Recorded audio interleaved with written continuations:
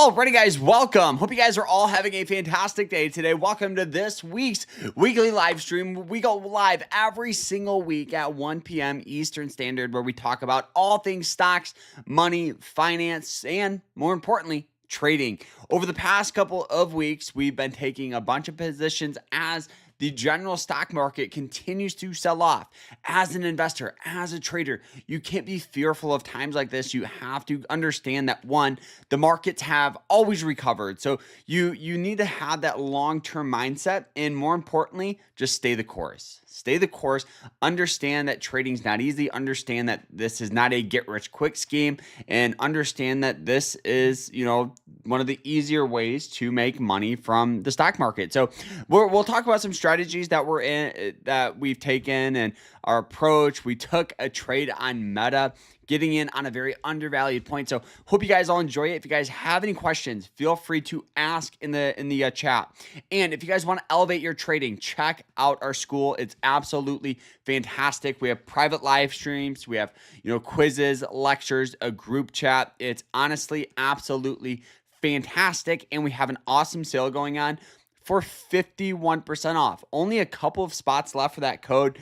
You guys absolutely loved it, and we sold out. So I decided to go, okay, let's give you guys a little more because you guys love it. So it's all lifetime access. It's not a monthly payment and all that stuff. So check it out. Code TRADER for 51% off. So use that code, and let's jump into this here. All right. So the first thing I want to kind of talk about here, obviously we'll talk about our strategy, but more importantly, broker.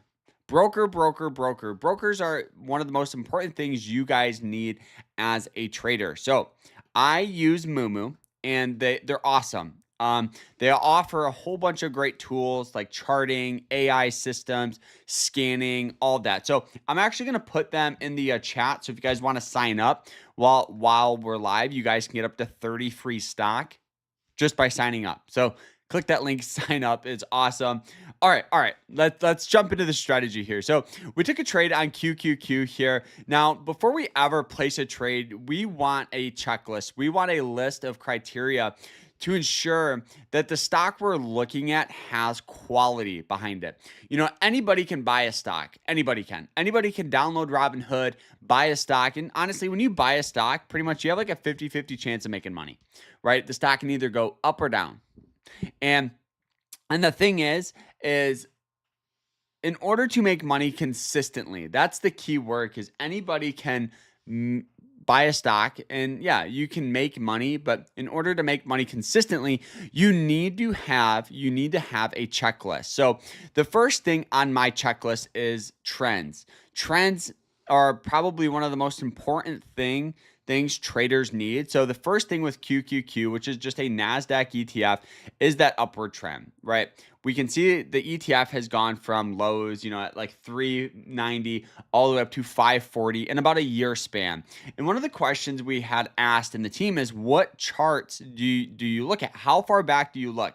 So I think for me, I'll mostly look at like the past year to past 6 months. So like in this range to about here, so I think that's important, because looking at the past year as a swing trader will help you understand like nearby support, resistance, and overall just where we could get some buying pressure or selling pressure. So the second thing on my checklist here is going to be support. So support could be a variety of things. It could be a certain price. It could be a certain indicator. It could be a variety of things here. And since the stock sold off down below that 200-day moving average line, there really isn't any major support in here. As you guys can see, it's more just sell-off. And this is the approach, the strategy here called a sell-off strategy. So what this is you're getting in on an undervalued point of the ETF or stock. So what's the approach behind it? So for me, I pretty much dollar cost average it. I understand my entry point, which I'll talk about here in a second. But we average down. As an ETF or blue chip stock sells off, I feel confident enough to understand that this ETF has historically always recovered. So I can invest as the ETF sells off. I can average down my price. So the next thing I look at here is going to be the RSI, which is this right here. The RSI stands for the Relative Strength Index. Now, you guys can see at the time it was trading for a 26. The last time it was trading for a 26 was back in here where we saw some good buying pressure. So now here, looking at the hourly, we can see it had this general downward trend. So each candlestick represents 1 hour, and you guys can see just this general downward trend. Set an alert above that trend line right around here. And this was our entry point, was near and around that 444 mark. So now here, as we draw this out, okay, entering here, keeping our stop loss just below here, about 2%, for a possible push up to resistance. Look at that, 6-to-1 risk and reward, which is awesome. And the reason why this is so important here, guys, is because if you guys have $1,000, you find a stock like this 30 times over the course of a year, risking that 2% with a 6-to-1 risk and reward, with your win loss, even if it's 40%, so you win 40%, you're looking at $2,700 at the end of the year from $1,000 account. So yeah, you're not going to get rich quick, but you're still going to get rich. You just have to put in those time and learn the strategy. And this is why, guys, having a broker that offers this is super important here. All right, took a trade on AFRM and hit my stop loss this morning. And right after it took off, going higher than what I bought it for. Oof, that's the worst. Let's pull it up and see AFRM. Affirm Holdings here. All right, so let's see here. So you bought it this morning. Let's see. All right, let's go ahead.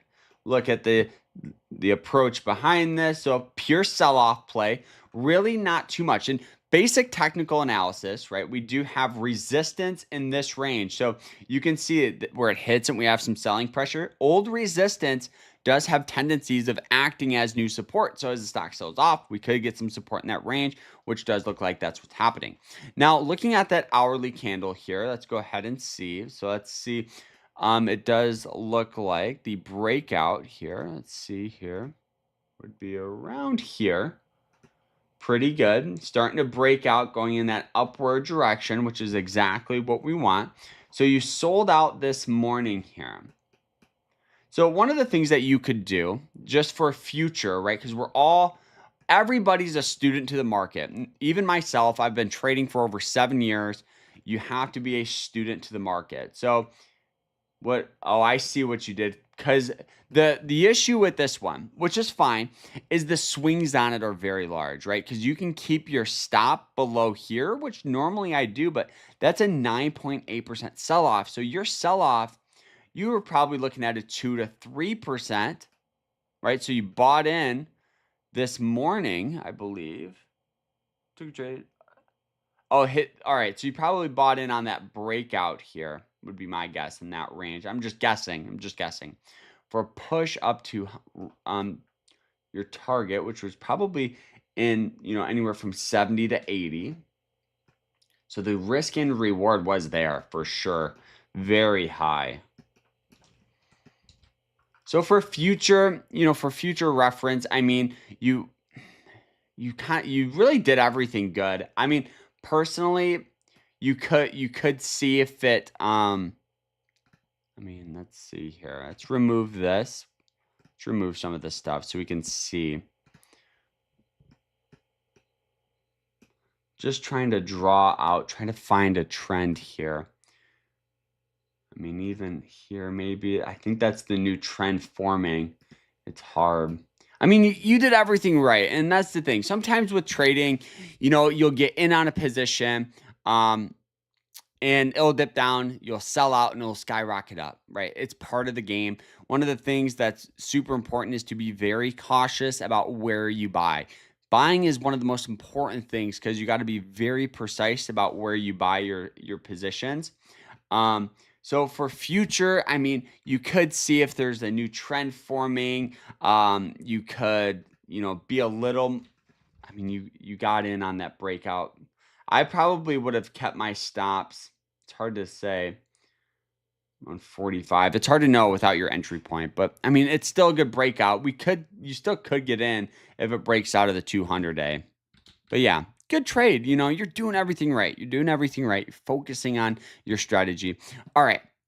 We took a trade on Meta here. So this one here, sell-off play, no breakout, No breakout, dollar cost average play. We took a trade on this because of this. It hit that 200-day moving average line, and we decided to go, okay, the last time it was trading at that 200-day moving average line was all the way back in around here in early 2023.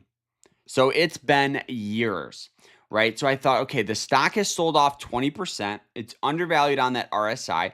We can start that process of dollar cost averaging, right? Let's go ahead and pull this up. And if we can get a breakout of here, we could enter more. We could buy into more. So the best approach would be above like the 600 mark, to be honest, around 603 to 605 would be a good entry point. But we decided to enter here. We saw a little bit of some support forming. So we decided to get in as low as we could, and it has popped up. So far, so good. Hopefully, we can get a push going higher. And this is one of the plays where we get in on, kind of like an hourly support rather than a breakout. And I'm sure it's done it in the past, but yeah, this is still a good play though, for sure. All right. Opportunity wise, you guys know the rest of these. We're in on Visa, averaging down. We're in on VU, averaging down. We're in on Google, averaging down. Amazon, averaging down. Average cost right now with Amazon is $1.94. So we're up a little bit on this dollar a share, which is good too. And that's the beauty of averaging down, right? Because you guys know we started averaging down as this thing sold off. And since it hugged, below the 190 so long, it moved our average cost lower. So, all right, then we got ZIM. ZIM here. This is a 200-day moving average play. You guys can see it hit it as support in the past, popped up, sold off down again. And if you guys are watching and you have not liked the video, do it right now. It's completely free to you guys to do, and it means the world to me. So smash that like button right now and subscribe and check out our school. All right. But this one here, as we look at it here, this is a 200-day moving average play, right? Sold off down to it. We do have possibly a nice little trend. Let's go ahead and zoom out a little bit more. Nice little trend that we could see a move on, right? Little one there. So we got a trend line. We got that 200-day moving average line. We got a little undervalued RSI. We got the best of both worlds. This one here, let's look at some other time frames here and see what we got going on. One of the things here with stocks like this is we got to be very precise about this trend. So I would go about here, alert above 19. That's the approach I would have. Throw an alert above 19. Be prepared. Pops up, great. If not, no big deal. All right. Let's look at this one here. 90-day moving average play popped up. This one here was a textbook play all day, right? You guys can see that hourly. Let's go ahead. Whoa, this thing popped up like crazy. But you guys can see downward trend, alert above it. We just missed the boat on this one. I would rather get in on Meta instead of that one anyways. This one here, another one that's kind of on that downward trend, which is fine because we're getting in on those breakouts. Sold off down to that 90-day moving average line, which is good. Could see some opportunity start forming there. We hit it in support in the past here, popped up. We have that wick of buying pressure, so we'll see what happens there. And that's VNET. And for everybody in the group, I'll go ahead and I'll throw a screenshot of this here in there for you guys. Another 200-day moving average play. RSI is a little higher because we had that little hump there. Hourly here is riding that 200-day moving average play. You guys can see it hit it in the past, sold off. So we'll throw an alert above that right there.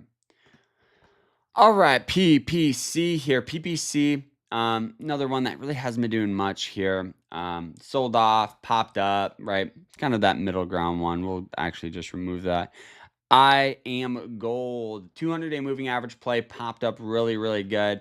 We can see the breakout, right? That trend breakout, and it's been just rallying up like crazy. This is one of my ones that I'm like, I I regret it a little bit, but no big deal. That's the thing with trading is there'll always be opportunities. There'll always be stocks where you wish you bought, but it's not too bad. Goldman Sachs, another one here that's popped up, doing relatively well, right in that new trend going up here. 200-day moving average play, good play. GILD. This one here is one that I just sent to the team here. I do like this one. We got this general downward trend like such. So for me, I think we would need some sort of support to form or break out above the trend. So that's what we're going to do. We've traded this one in the past, made money off it. So we traded this one on the 50-day moving average lines in the past. So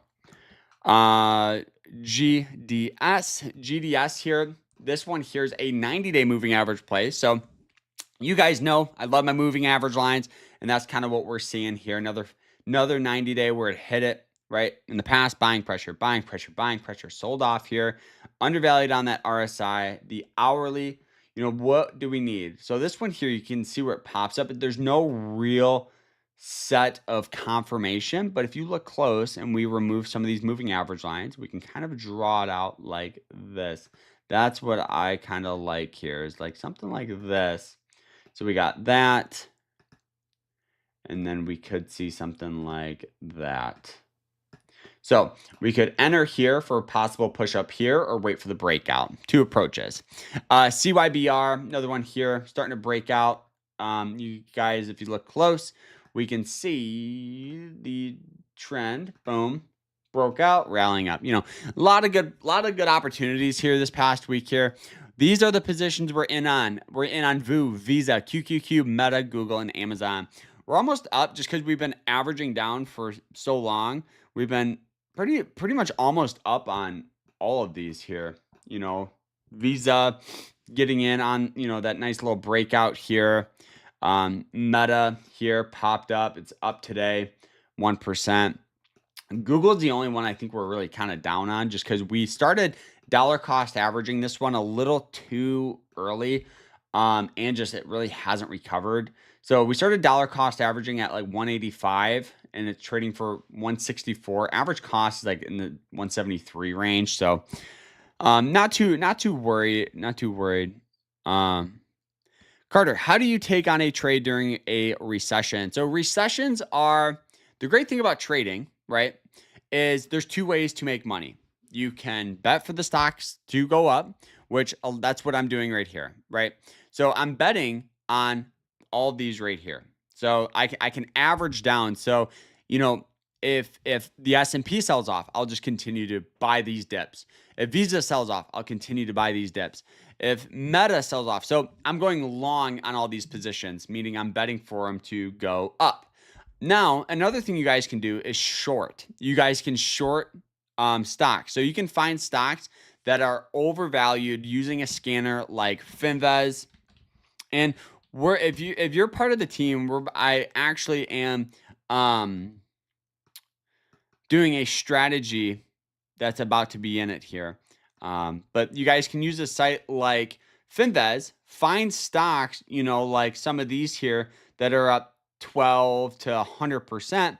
Well, these aren't going to sustain being up that much. We're going to get a sell off, or you could go to your screener and find a stock, or stocks that have moved up to all-time highs in the past 6 months, and there's a short side, so you can short the position to bet for it to go down. So you either go long with blue chip stocks or ETFs, or you short stocks. That's kind of the approach that I've done in the past during 2020. But 2020, I made so much money off just buying companies. Like we were buying, what is it? I think VGT, is it? The Vanguard. Yeah, we bought this one, VGT here in 2020. Let's find it. Right? We saw this just get absolutely obliterated, right? It sold off. Let's see. It sold off here 34% in a month. So as this is selling off, we're averaging down on this like crazy. right? I was probably leveraging a little too much of my account, but in the past, couple of months, it literally went up just as fast, right? So it went up to 80, 90% in 3 months, which is absolutely astonishing. So yeah, that's what I do. I either focus on blue chip stocks or I will short just super overvalued stocks. So um let's see. But yeah. Yeah, I mean, I'm excited though, honestly. I'm never fearful of opportunity in times like this. You just got to understand the game and stay the course. So, yeah, guys, I hope you guys learned something. I hope you guys enjoyed it. If you did, smash that like button, subscribe. We're gonna be posting our $100 account challenge today. An update on that. My other question is, do you think we're in the start of a recession? Well, here's the thing. If I knew that question, I wouldn't be driving a Ford Fusion. Nobody can predict the future. That's the thing. That's the first thing I want to get off. You see all these analysts, they go, start of a recession, start of a crash. Well, no. It's uncertain times. That's all it is. That's all it is it's uncertainty. The markets are moving in a way where people are just pulling out money and holding it in cash because of uncertainty. Now, do I think we're going to have a recession? I do think like history does repeat itself, right? So if we look at let's look at just like the S&P 500, and you guys we can kind of make an educated decision together. All right. So let's see what the last time we had a recession here. Possibly in here. Let's see here.